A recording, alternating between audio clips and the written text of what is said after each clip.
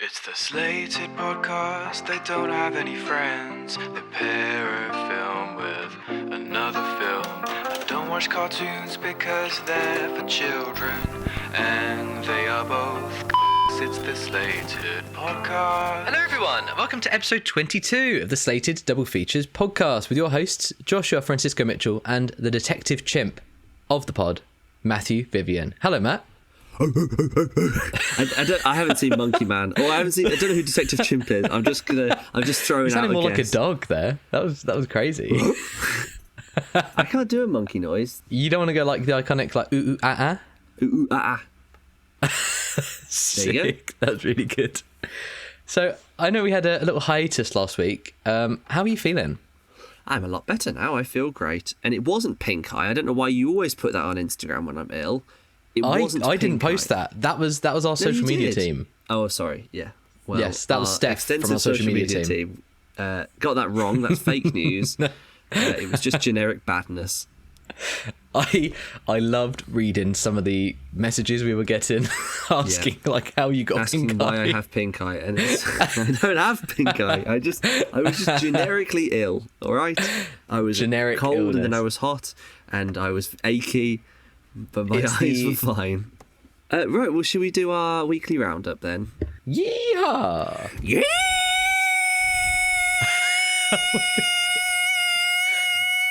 Ah. You held that for so long that it just cut out halfway through. So I'm going to assume that was a maintained yee there. Well, I heard someone say that I get more and more like into it every week, and I just thought I started, and I thought this week I watched 10 Things I Hate About You.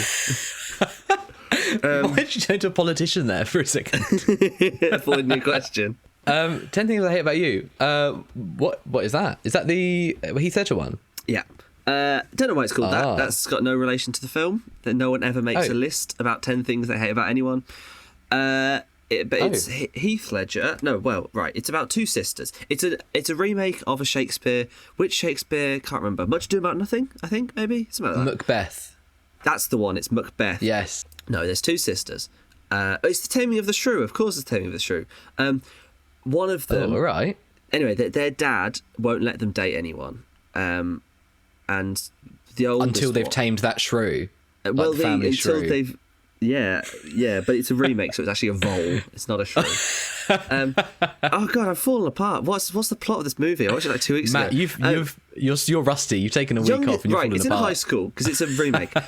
Younger sister wants a boyfriend. Older sister is a shrew. She's a prude. She doesn't want anything. And the dad is like to the younger one, like, you can't have a boyfriend until your sister has a boyfriend. And so a boy wants to date the younger one, and so he gets a boy, that boy being Heath Ledger, to fake date the older one, like hit on her, and then Heath Ledger actually falls in love with the older one, and Joseph Gordon-Levitt falls in love with the younger one, which is weird because I think those two men have the same face. Have you thought that before? I sure do, because I watched him in another film later, and he looks very Are you similar getting them to Heath confused Ledger. from the Dark Knight trilogy? Because they're both in that.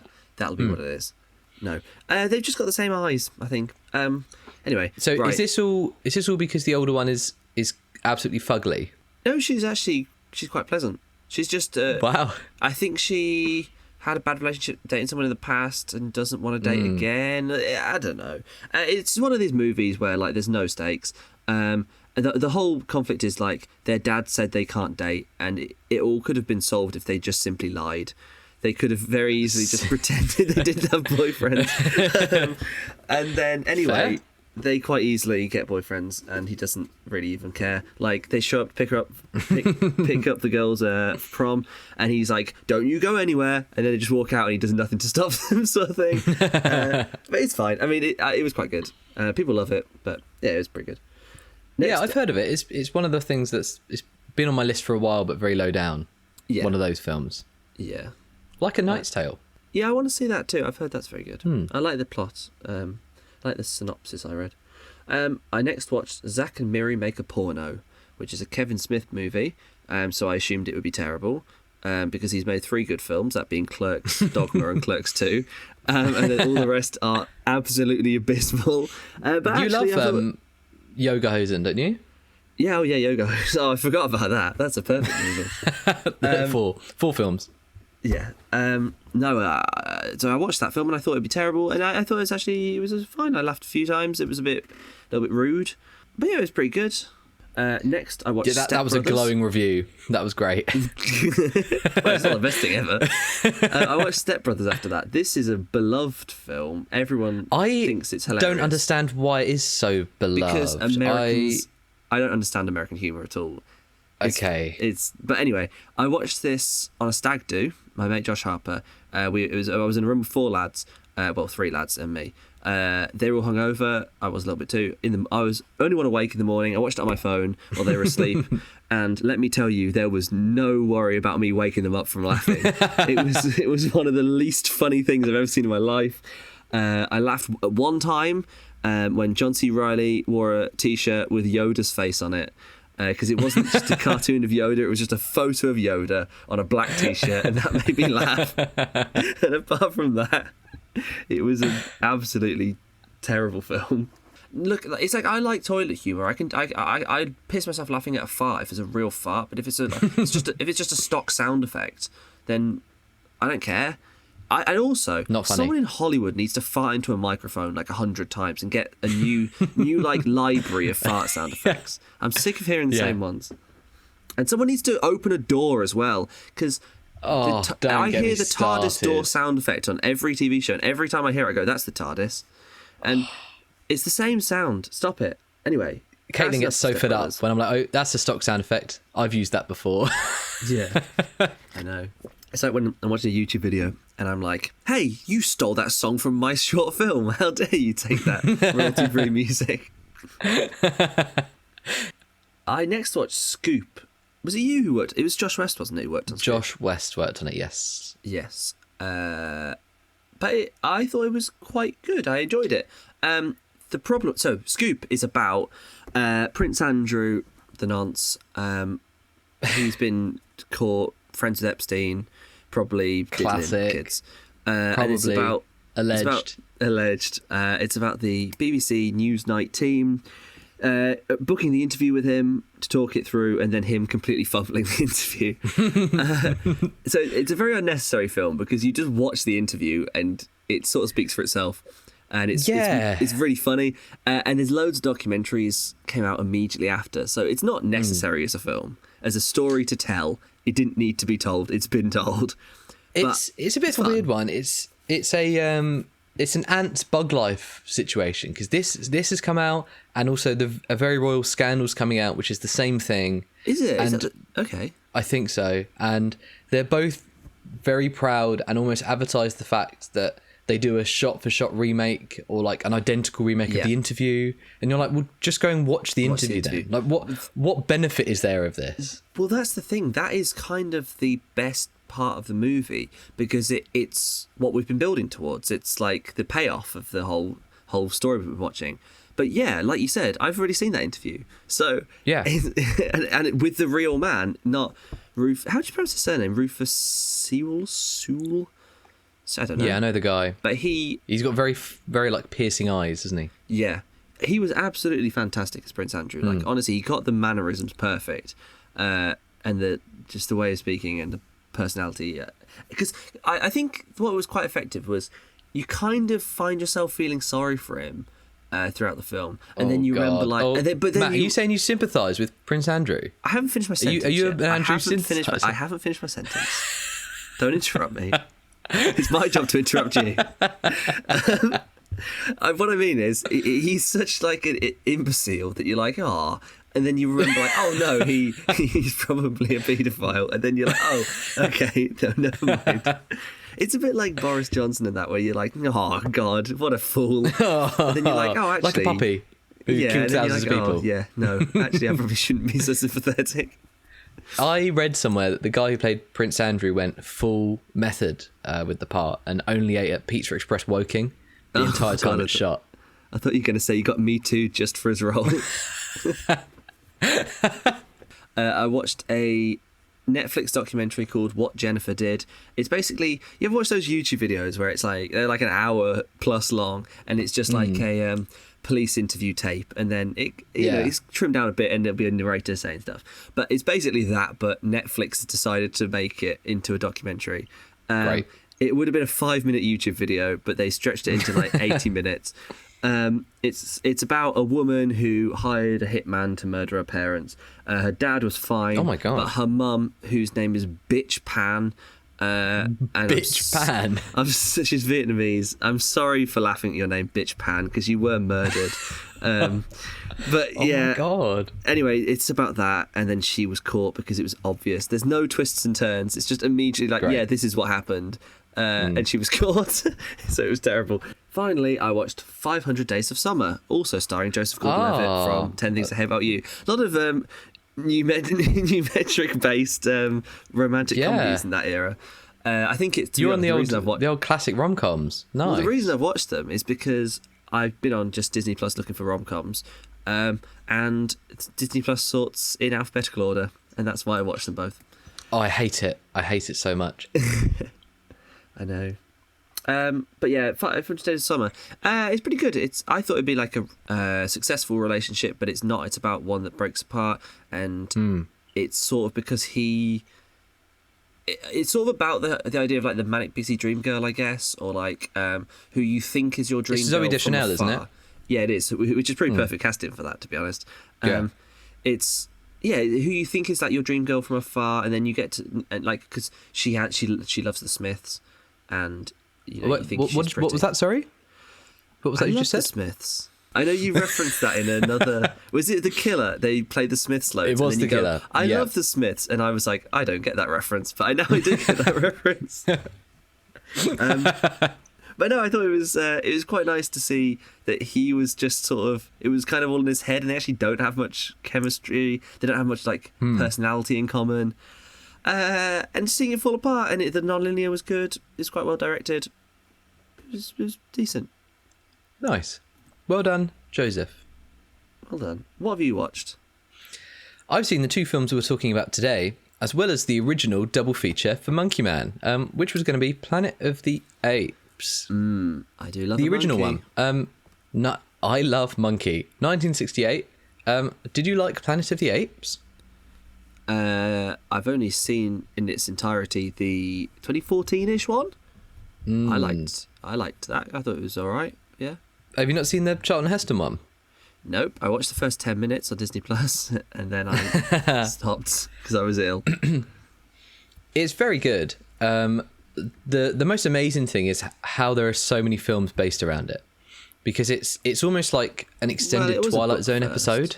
You go along and you're jumping between. Is it spoilers for Planet of the Apes 1968? But if you've seen any of the new ones, you know what it is. Have you ever seen kind of jumping between top 10 movie twists ever, and you know what happens? You're kind of jumping between. Is it Earth? Is it Monkey Planet? But it's very clearly Earth the whole time. Like there's no indication that it's not Earth. Okay.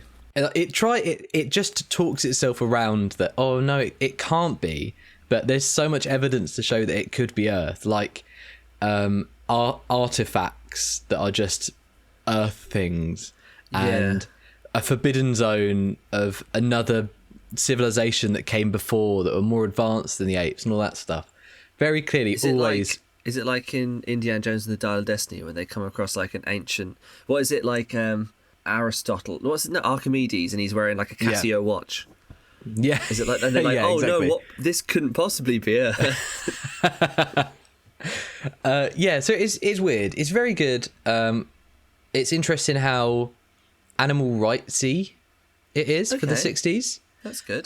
It's all a very ham-fisted allegory for animal abuse, where it's just a one-to-one swap for human to animal to human, which is fine, and obviously the twist at the end, which we all know, some iconic lines. But the thing that amazes me the most is these new ones. I saw the James Franco one, which you're legally not allowed to watch anymore, and that was fine. Because James Franco's in it. And that was fine. I remember enjoying that. John Lithgow being in it. It was decent. That had similar sort of themes of. It was like a lot of animal testing mostly. Yes. Yeah. So it's the allegory flipped back around again. Yeah, just the normal way around. Yeah. Yeah, but then I don't understand how there have been like 3 or 4 more. How are these still being made? Who is seeing these films? Apart from who's seeing them? Humans and Josh West. Just Josh. But I watched like half of the second one. Is that Dawn of the Planet of the Apes? And Josh West was saying like, "Oh my god, it's the best movie ever."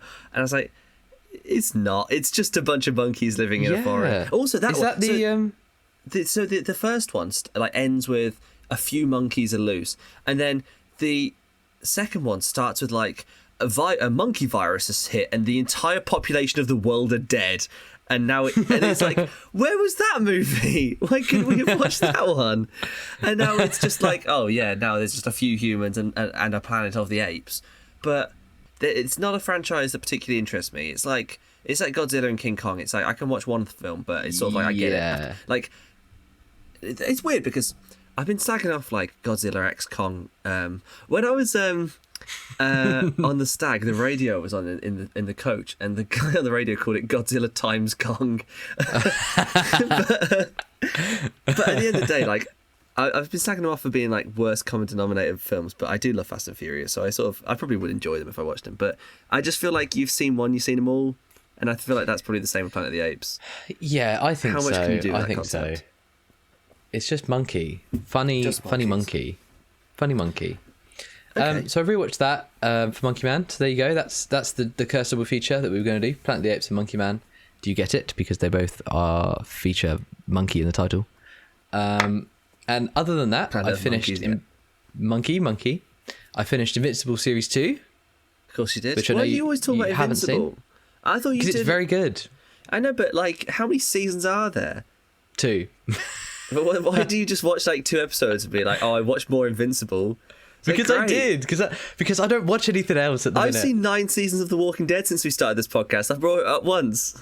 Sorry, everyone at home waiting for an Invincible review. We're not doing one today.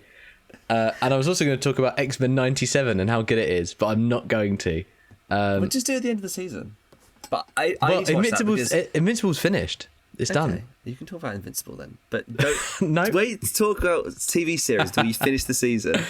I do want to see 97 because everyone is talking about how great it is, and every episode I've seen people say like, "This episode broke my heart." Don't like let the hype get to you. Okay. It's still very much a modern. It's similar to like Adventure Time, later Adventure Time. Well, where I wouldn't know. It's for kids, a 25-year-old man, so I haven't seen Adventure Time. Shut up, Matt. But it has more mature themes, like more mature storylines that aren't just they go and beat up a villain and then that's the end, and they go and beat up a villain and that's the end. Like there are beat up villains. There are more complex, like inter-character relationship bits, and a lot of it is about politics, which I think is really interesting and bold to do in an X-Men cartoon. It's bold to do politics in X-Men. What? In an X-Men cartoon, yeah. Next you're going to say it's bold to do politics in Starship Troopers. Well, no, right. Of course, X-Men as a franchise is about that, but yeah. I can't remember the 90s one. I can't remember them going to the UN and trying to get X-Men joining the UN. No, I don't know. Probably not. I can imagine Wolverine fighting the Blob, and that's about it. But yeah, very good. I guess we'll have to wait until it's finished, so then we can both talk about it. I guess, and that's it. No, it's not. I thought you were going to talk about Starship Troopers. Oh, you haven't watched it. No, we're just going to do it for double feature. We're also going to double feature Starship Troopers with Civil War, but we decided to do Monkey Man and Civil War instead. So no review for you at home. Well, they're both new films, and I feel like it's better to prioritise new ones. Yeah, and there's also Rebel Moon Part 2 out, but we'll do that next week. Maybe. Well, no, we've have to. Because I've watched Part 1 and I'm not watching Part 1 for nothing. You have to watch Part 1 extended to do it. There's no fucking way in a million years you could if you strap me to a chair and make me watch that, I would rip a chair leg off and stab it through my throat. They'd have to Clockwork Orange you to watch the extended edition. Right, I haven't seen this film. You have, so you're going to have to take this one. But I can't wait to see it. I love monkeys. I love watching. I went to Monkey World like quite recently, actually, on a holiday.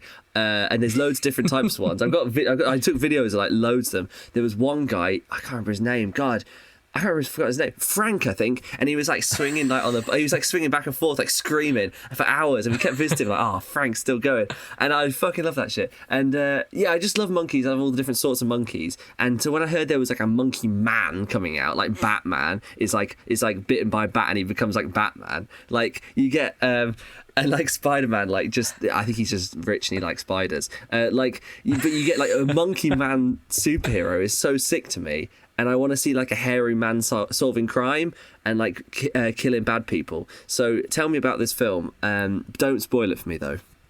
Go ahead. Okay, Monkey Man doesn't feature any monkeys.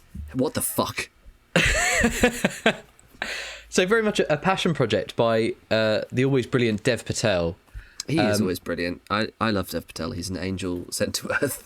He's great. He's so good. So Monkey Man really surprised me. This will be a non-spoiler review just for Matt's sake and anyone else at home, because very much a lot of the reviews about it are how it's like, oh, the Indian John Wick, and that's how it was originally pitched and developed as the Indian John Wick. I don't know if it was for Netflix or someone, but after watching the film, it was very swiftly dropped, and then Jordan Peele saw it and saw what it could be and how important it was. So it was then sold to Universal for $10 million, which it made back immediately in its domestic opening weekend. So is very much in the green. So well done, Jordan Peele, and well done, Dev Patel. But Monkey Man follows Dev Patel's nameless character in these action tropey ways. Oh, I love that. Who grows up, I think, in Mumbai. And after a tragic event happens to his village, he's always a bit down on his luck and is working with the underbelly of the city and is aiming to get revenge on the people who put his village to the torch. Wow. What do you know about Monkey Man? That's like RRR. That's what happens to Ram Charan's character in RRR. Yeah, similar. No Brits in this one, though. There is Sharlto Copley talking about prawns. Sharlto Copley, is he in it? Oh, that is good. Oh, they both have been together in Chappie as well. They do. They're both in that. It's a good film. Well, no, it's not shit. I love Sharlto Copley. He's also a good one. He's great. He's in Beast. You loved the A-Team film, didn't you? I did. Live action He A-Team. was the leader, wasn't it? Oh, I don't know their names because I've never watched the A-Team. Sick. Okay. What did you ask me? What was your question? What do you know about the film?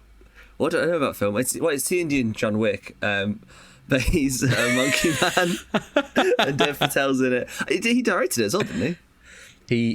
He did loads. I think he did all of his own stunts. I heard that they ran out of money or something, and they got like the grips to act in it. Is that true? Yeah. Yeah, that's what I've heard as well. So as I said, like very much advertised as being this Indian John Wick, but it is that. At the start, you just said it wasn't that. It is that. Okay. Because at the start, he plays the Monkey Man, like so he's a street monkey fighter, man. like so UFC fighter.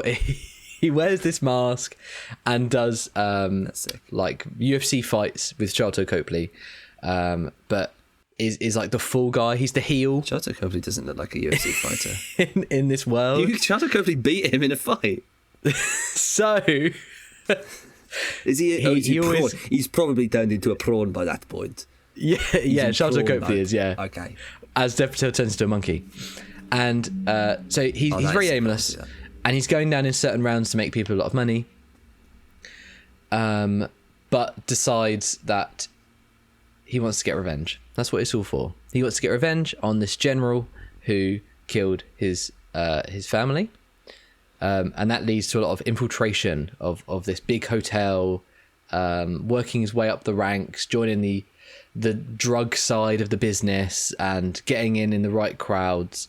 So the first kind of half is that. Okay. It's him he goes to buy a gun and he's training himself up, and he's just I do like a training montage. Was there a badass song over it?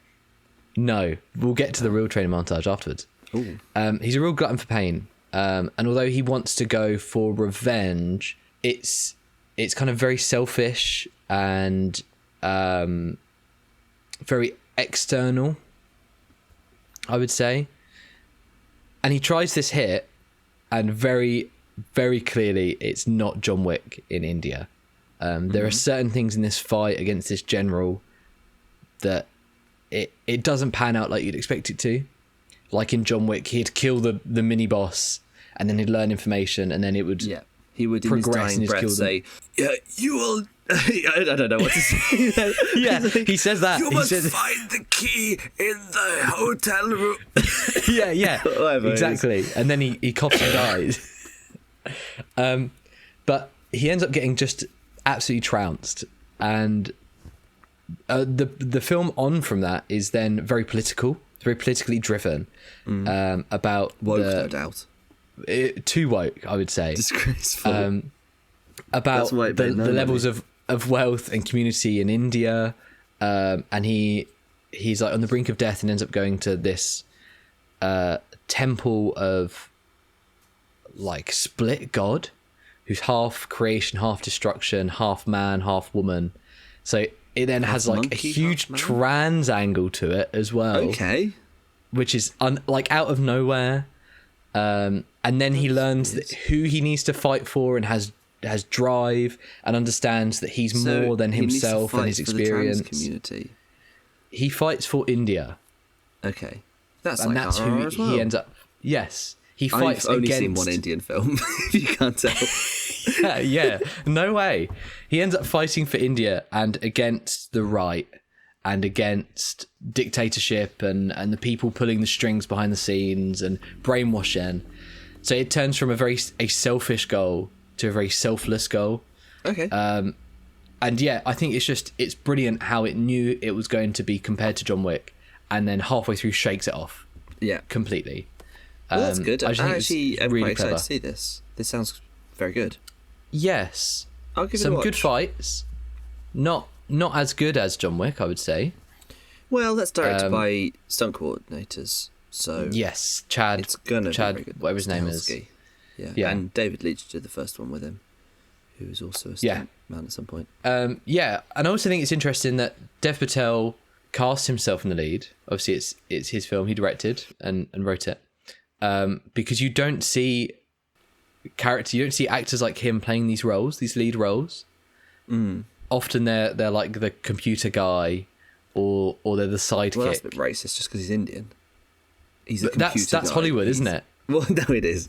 That's literally Hollywood. Dev Patel, I feel like, it's strange to hear him as like a big tough man action lead, because he always plays a sort of meek, friendly friend, or like the underdog hero, or But I mean, anyone can get strong and get big muscles. Like you.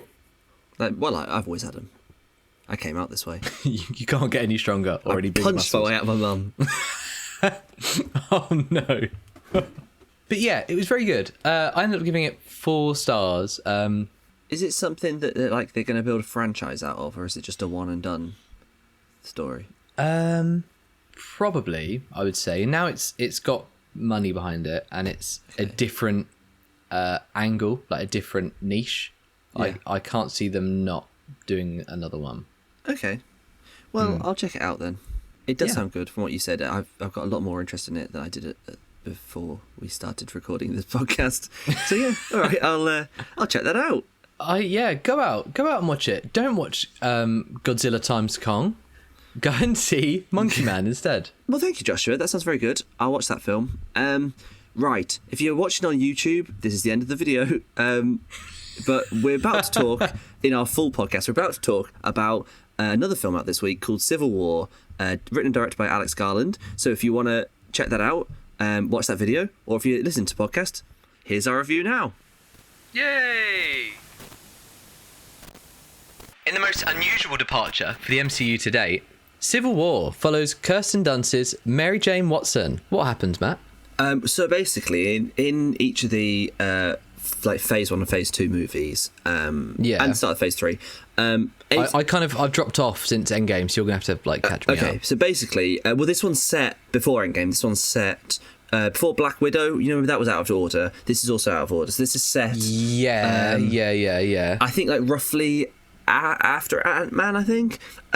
Is this mainline or is this it's much after that, like a multiverse film? It's got to be multiverse, isn't it? This is I don't know if they're doing that still, because Jonathan Majors smacked his wife or something. I don't know.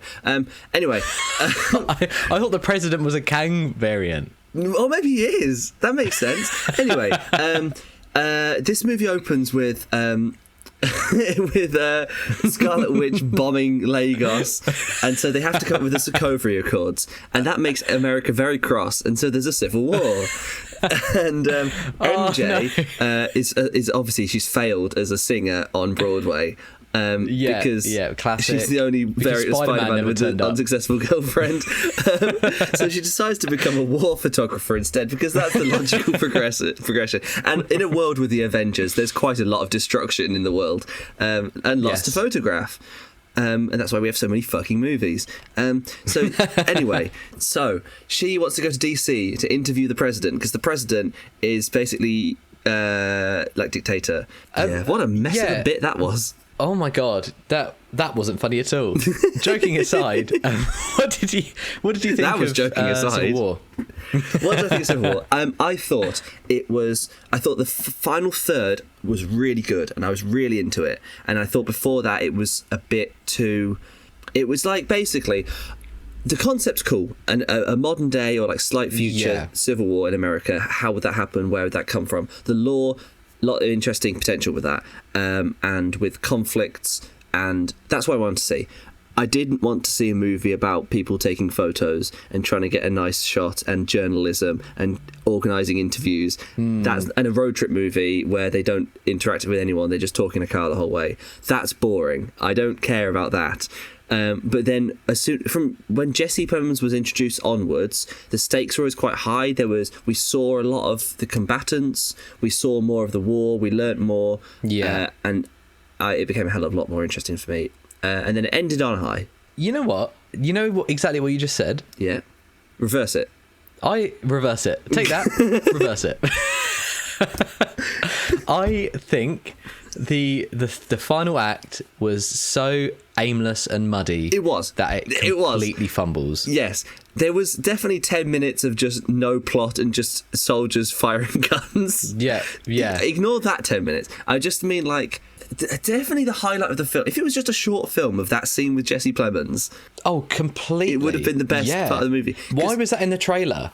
Yeah, obviously because it was the best part of the film. Yeah. If that wasn't in the trailer, for that bit, I was really sick. I was on edge. I was like, oh, who's going to kill? He's like, this is the actual tensions of war, and like whose side is on who, and it's like it doesn't matter what sides they are, because they're both. There's still like evil people on both sides, innocent people on both sides. There was some interesting stuff, and it had so much tension, and there was no tension at any other point in the whole film.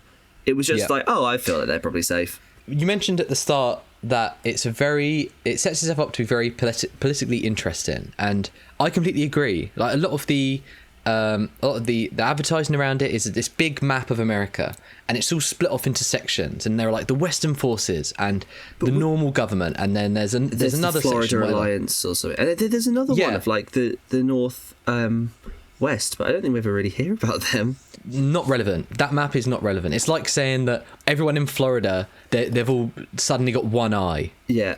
And that's it. It's never why. talked about. So that's the problem is, no. I want to know why California and Texas have joined together. They would never join together in real life. So and that's what really event has caused that to happen? Yeah. I want to know. It didn't tell me.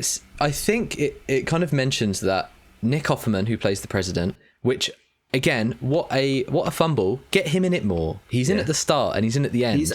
Make him in it more. He's great. I've written down his speech at the start. So it opens with exposition. It opens with a speech, a presidential address. And take a guess which president they based him on. Oh, God, I won't be able to do this. Take a deep breath. We are the closest we have ever been to victory. Some are already calling it the greatest victory in the history of mankind. Today, I can announce the so-called Western forces of Texas and California have suffered a very great loss, very great defeat at the hands of the great men and women of the United States.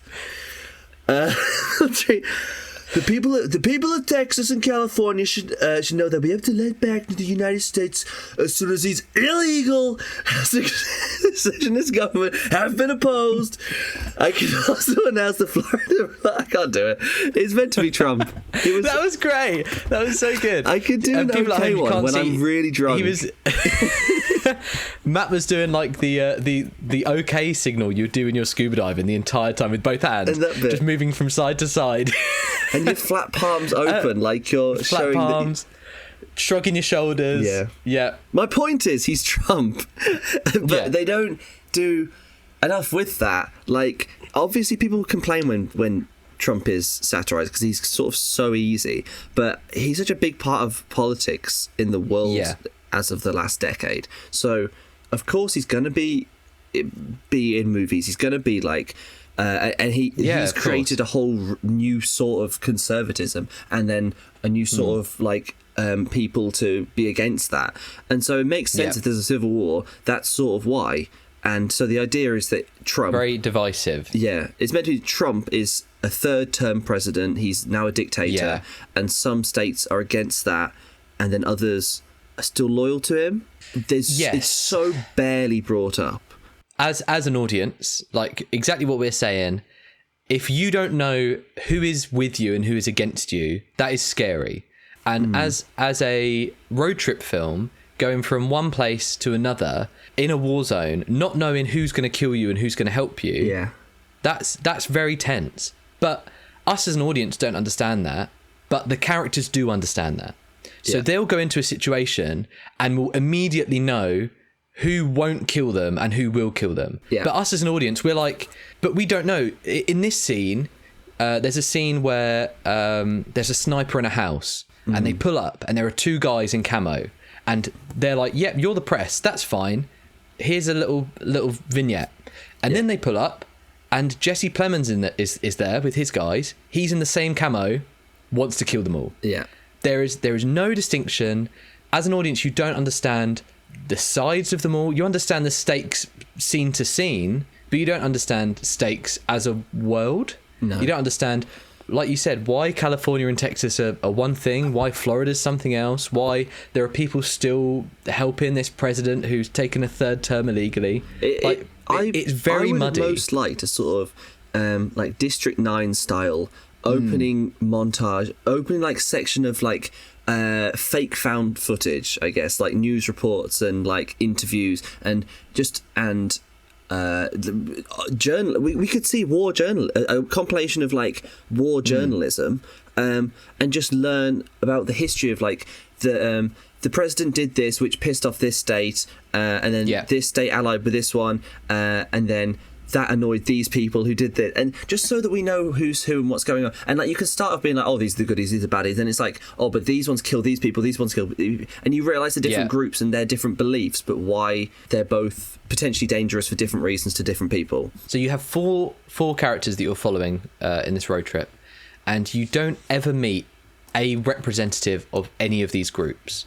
No, that's the problem. You never get an opportunity to exposit what's going on. I thought you'd have the journalists, because like MJ, they just go around taking photos.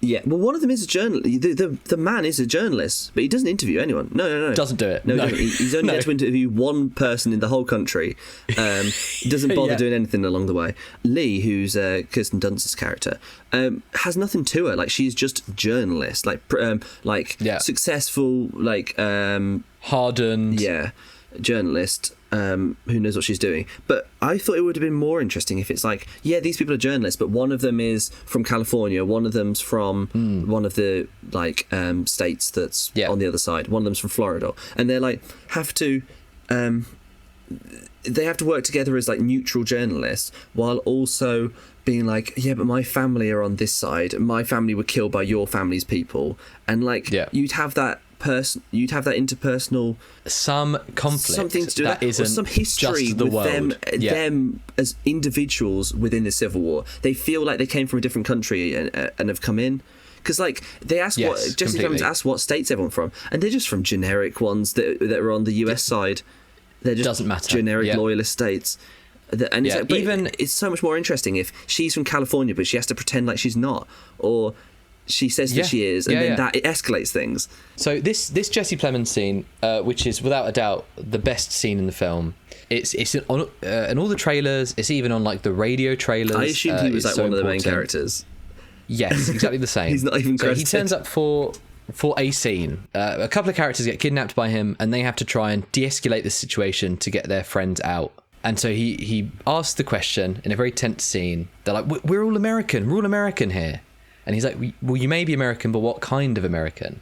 I guess this is a spoiler. And he ends up shooting the two Asian guys because they're born outside of America. But you're completely right. It should be that level deeper. Yeah. That it should be, well, what alliance are you from? And it should be, it doesn't matter where you're from because that doesn't reflect your beliefs. But that isn't touched upon at all. No. That's what the main conflict of this should have been. That it doesn't matter where you're from. That does not represent what you believe. You could have like, I'm a part of the Western forces because I'm from Texas, but I don't agree with their point of view. I agree with this state's point of view. Yeah, but they don't. Yeah, they don't do that. Like the idea of if you're just told like we live in different parts of the country. If they just said like, oh, the Midlands is at war with the South, I'd be like, but I don't want to be, and I don't want, and like, you know, or it'd be like, oh, but the Midlands have decided that they want to just airstrike the North, and I'm like, but I don't agree with that point of view. I agree with the South point of view. They shouldn't do that, but I'm in this place. Yeah, and they don't do any of that. They don't explore it in any depth whatsoever. And it's just a film about war journalism in a fictional war. And I think if they sort of made that more the case in the marketing, that would be fine. If it was just a film about being a war journalist, but then I would say it's more interesting just to do a real war if you're going to do a film like this. But if you're going to do a fictional Civil War, make it so it doesn't... Don't act like it's important and then not make it important. Yeah. The biggest issue that I have with Alex Garland a lot of the time, which is one of the reasons why I struggled to watch Annihilation, which I know a lot of people love, and I don't quite... Maybe I need to rewatch it, was just the scenes of just unbelievable exposition dumpage. Just not even trying to hide it. Like the scene when they're all on a boat and they're just... Why are you here? Yeah. Here is my backstory. Why are you here? Here is my backstory. Civil War is like the opposite of that. So Men was my least favourite of his films, which I thought was quite scary, and I thought but I thought it was like, it was just it all stood on its themes, and I thought it was a very one note. But it's weird. I think he's a very talented guy. I mean, Ex Machina is brilliant, and like he's written great films too. I mean, 28 Days Later is one of my favourite films of all time. So he is a great writer. I don't know, and I don't know if this is why it maybe was a bit not as deep as it could have been. But Alex Garland's British, and this is about like an American Civil War. So is it possible that he just doesn't have enough like deep knowledge of the history of the state and the politics of the states? But it's fictional. Well, it's fictional. He could have come up with some lore. He could have done whatever he wanted. Yeah. I just like lore, and I want more of it. And I feel like I never get good lore out of movies these days, ever. Like I bet a book of this would probably be great. Yeah, I would love to see it. Yeah. So I think we're very similar there with big thematic issues with Civil War. What about the characters? But they're nothing. I mean, the only like dynamic that's in any way interesting is like the young photographer. I think it's actually a very similar dynamic to like in Logan. I feel like you just change out. You've got the new young one who is very skilled, and then you've got the how do I word this? Disillusioned. One who's very Hardcore, he's very knowledgeable, but doesn't want the other one involved, doesn't want the new one involved. And then you've got the older one who's like, "Oh, give them a chance. They're you were like that when you were young." Yeah, completely. I don't know. It really reminded me of the Professor X, Logan and Laura dynamic, which is weird. Yeah, I mean, that's another road trip you're movie, right. though. I didn't even think about that. Yeah, like post-apocalyptic future road trip movie. Yeah, Kirsten Dunst. I don't think she was very good in this. I think she was very one note. She didn't do anything. Maybe that was She just was the character. so unmemorable. And then you got is it Wagner Mora? Oh my god, yeah, there was a man there too, but he didn't do anything. Yeah, he was like you said, the journalist who did no journalism.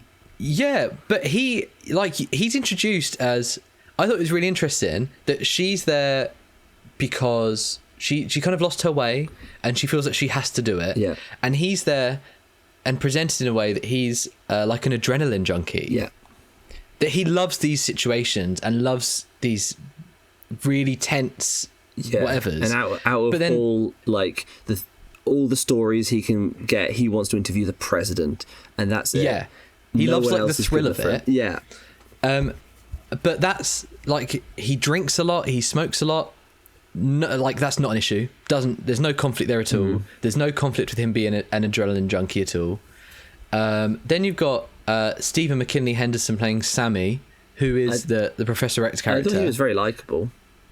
Yeah, he's a great actor, but he didn't why is he there? either. He doesn't do anything. He hasn't got a character. 'Cause I thought he's introduced as a rival journalist, but there's no conflict there at all. Yeah, because he works for the New York Times. I remember like in that opening scene where we saw like him and whoever else there was there. I thought him and the man who's interviewing the president. I thought those two would like stay behind. These are their journalist friends to set up like film war journalism, and then they would stay there. But I was very, very surprised when they went on the road trip with them, but then they didn't contribute anything. He dies. He gets shot. Yeah, and Kaylee Spaney. Yeah, Kaylee Spaney. Kaylee Spaney is. I've always said it, but I never heard it said out loud. Who plays Jessie, the younger one, the fresh one. She's crying and is like, I don't know why I'm crying. I feel like I didn't know Sammy enough. And Kirsten Dunst says, everything you've seen of Sammy is him. Yeah.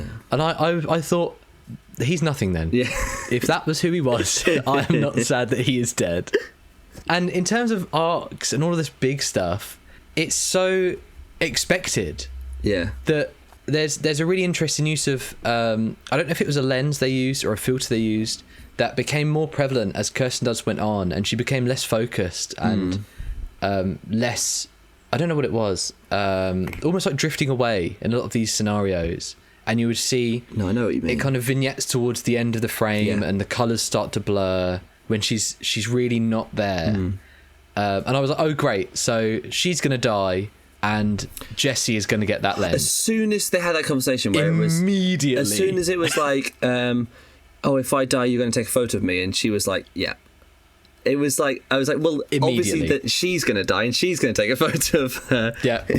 Yeah. Kirsten Dunst doesn't learn anything. No. She just becomes progressively sadder and less able to do her job. And then more dead. She doesn't like let the girl take the glory and take a step back and decide that it isn't for me. Or Joel gets his one line from Nick Offerman. I thought that was a like fine bare minimum conclusion to a bare minimum character.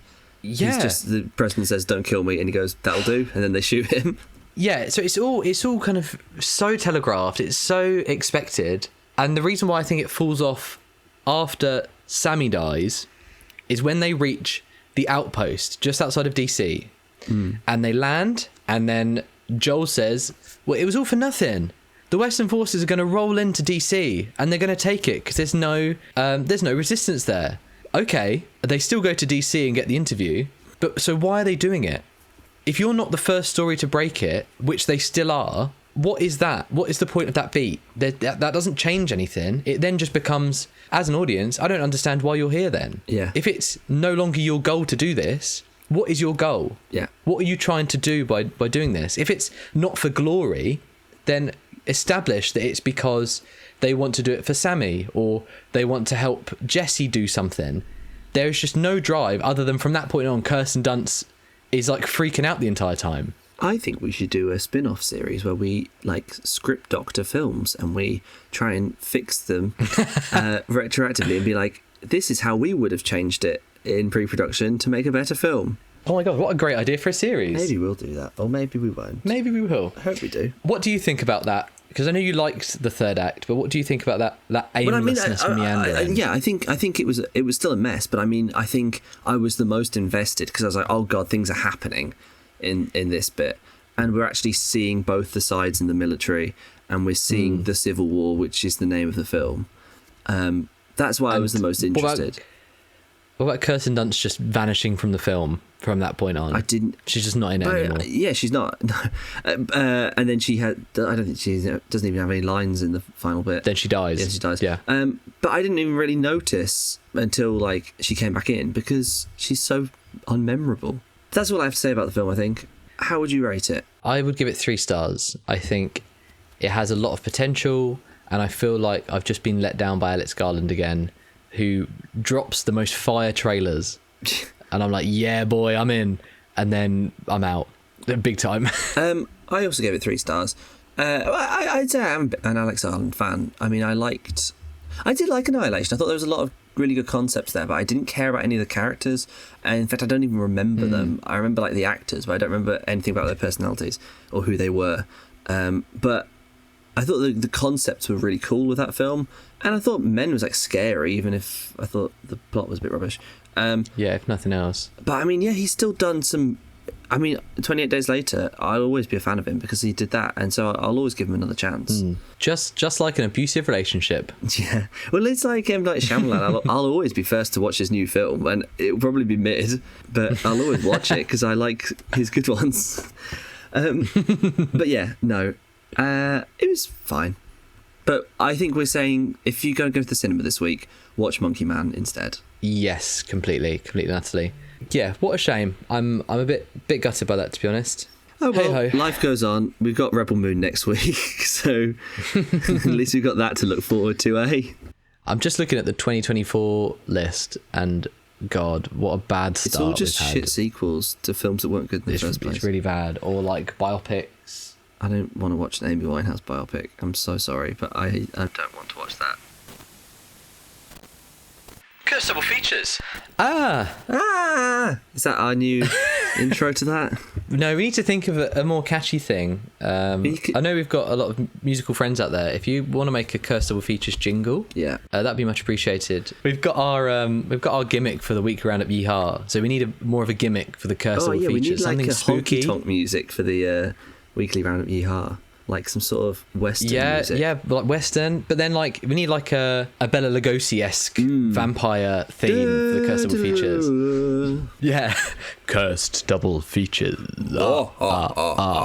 That's great. That's movie-ish, so that's good. Yeah, let's do that. That is. We'll work Oh my that out God. in the future, and someone will do So that if we for us properly. do Cursed Double Features. I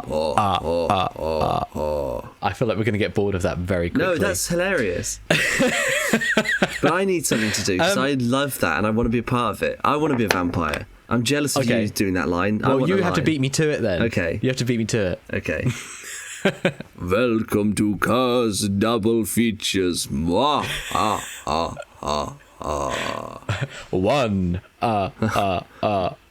2. Anyway, right. I have 2 for Monkey Man. I'll get these out of the way. Monkey Man and Scott Pilgrim versus the World. You'll watch it.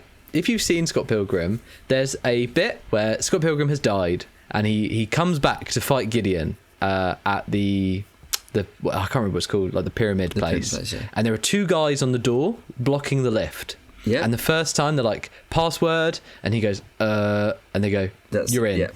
The second time, he punches one guy and the camera like follows him. And then he goes to the second guy and punches him again in like a really like interesting dynamic way. Yeah.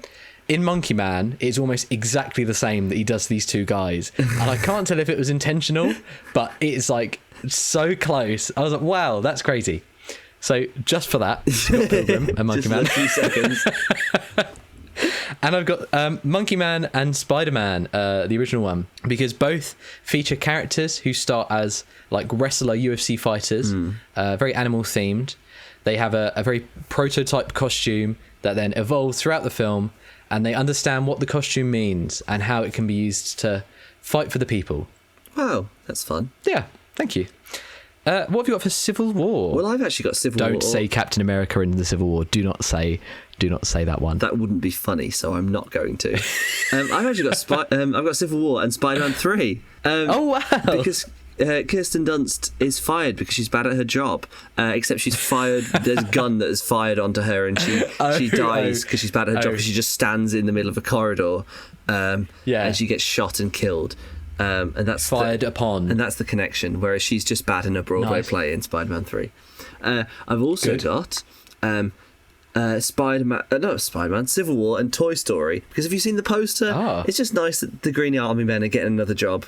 But I guess they're going to be maybe in Toy Story 5. But good for them, eh? Good for them. Another gig. Good for them. Even if it's just a poster. Get them hired again. And finally, I've got Civil War and The Hunger Games, The Ballad of Songbirds and Snakes, because they're both films about a dystopian future America, except the film is 95% marketing and journalism.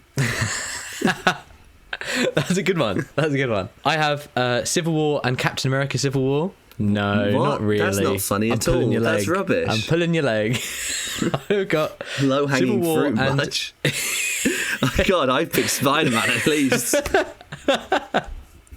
I've got Civil War and Eternal Sunshine of the Spotless Mind. Both feature Kirsten Dunst, and because every time I see an Alex Garland, every time I see an Alex Garland trailer, I feel like Jim Carrey in Eternal Sunshine. That it's like my mind gets erased from the last piece of abuse I had from one of his films, and then I'm all on board again, and I go through exactly the same motions. Yeah. And I've got Civil War and National Lampoon's Vacation, just because it's a big silly road trip, and hilarity ensues in both. Oh, that's good. Well, you could pair it with Impractical Jokers, the movie too, then. Oh my God, we could do it with that Eric Andre one as well. Oh, Bad Trip. Oh my God, I like that a lot. Bad Trip. Wow, what a week. What a bizarre double feature we have of Monkey Man and Civil War. If you were really missing us last week because we weren't here, go back and watch our Possessor and, what was it, Late Night with the Devil reviews on YouTube, because they've only got like 5 views each. Hopefully you watch Late Night with the Devil soon, Joshua. It's good. Yeah, I'm very excited. I still haven't seen it online, but when it comes out, I'm very excited to watch it. Next week, I'm not here. What? Yep. No, you will be. I've just decided. No, you're going to... If I have to watch Rebel Moon, then you have to watch Rebel Moon. We have to watch it together. It's our only hope. It's not going to be a pleasant experience. Hopefully we'll have a lot to talk about. But I've seen Star Wars before. You have seen Star Wars before, and so you've seen a much better version of Rebel Moon. But just watch Rebel Moon and just imagine the characters from Star Wars. Imagine you're watching Star Wars. Just change the name in your head, change what they look like, keep the lightsabers because they just kept them anyway. Yeah. And then just imagine you're watching Star Wars and it'll be fine. But what if it's bad? No, it will be bad. Oh, it's going to be atrocious. Oh. Yeah. But you just have to hope. Just imagine it's Star Wars. And that won't be difficult because it's going to keep reminding you that it's Star Wars. I mean, it's not Star Wars. Part 1 was absolutely abysmal. I don't want to... Let's not... Well, I'm not going to spoil it just yet, but it's terrible. Right. We've got some things in the pipeline, very excitingly. We may have a little in-interview coming up very soon, so keep your eyes and ears out. Have you got a location for that yet that doesn't angry react to your message asking if you can film there? Yeah. Oh, yeah. So... this is an interview for my most recent short being released online, so everyone can watch it. A Helping Hand. And I thought, wow, it features a puppet, so wouldn't somewhere cute like a haberdashery be nice? With like coloured wool in the background and all of that jazz. So I messaged a local haberdashery and was like, hey, I wonder if we could shoot some nice beauty shots for you, and if in return, if you let us use your shop for an hour to do an interview. Lovely long message, very I thought it was very positive, very well put together, all about the community, because it's about the hometown. B-roll of there, which they could use for marketing, for advertising. Free marketing. Yeah. And I didn't get a reply. I just got an angry react to my message. So probably won't be filming there. But I do have another place lined up, so that's very exciting. Okay, good. And on that note, Sleepyhead needs to go to bed. Matt, be careful. where are you from? Bromsgrove. Yeah. Has just joined the Western Alliance. Oh no, not the Western Alliance. We are in the West Midlands. I guess that makes sense. Well, I'm afraid That means you've got to hunt down Rishi Sunak. Well, that's not going to be difficult for me at all. I'll grab my gun. I'll see you on the battlefield. See you on the battlefield. Goodbye. Bye.